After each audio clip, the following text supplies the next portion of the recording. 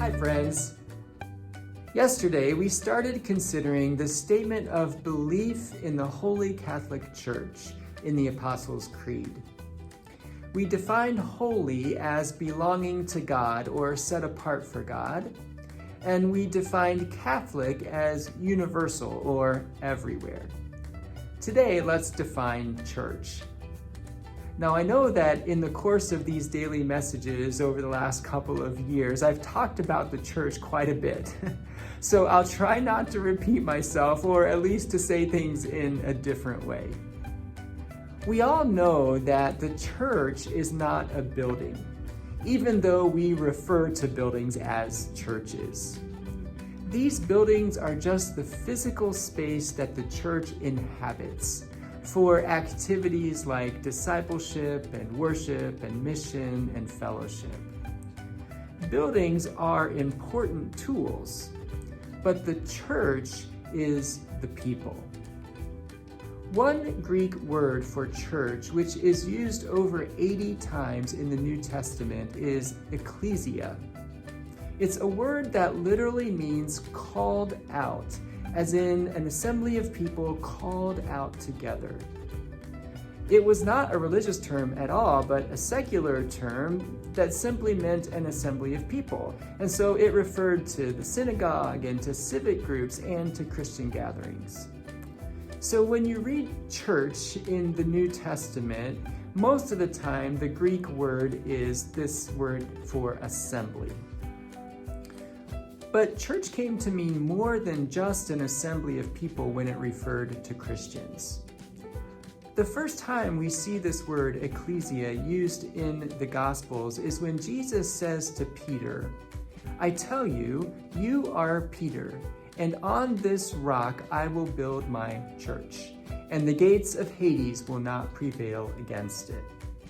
So here Jesus speaks of my church, making it clear that the church is his ecclesia, his assembly. And so the church is specifically a community or an assembly of people who belong to Christ.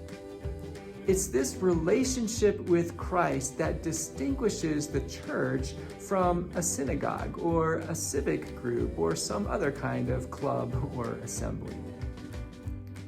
The other word used in the New Testament for church is kuriakon, and that means belonging to a Lord. And of course, we know that specifically in this case, it means belonging to the Lord.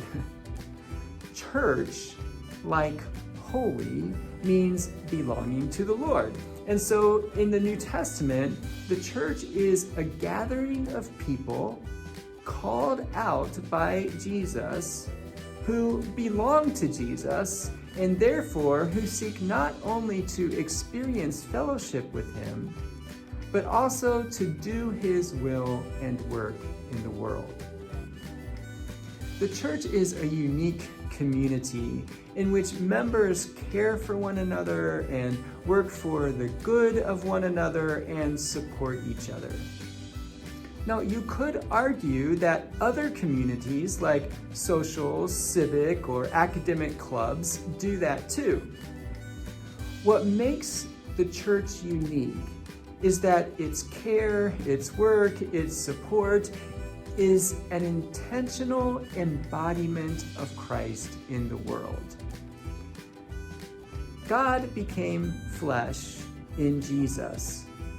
And in the same way, Jesus becomes flesh in the church. We are meant to continue the ministry and work that Jesus began. Jesus did not simply call individual disciples, but he called a community of disciples together. And this assembly, this gathering of disciples is holy because it belongs to God and is set apart for God's work. It's Catholic because in God's eyes, there is really only one church, even though it's made up of many tribes, many nations, many denominations.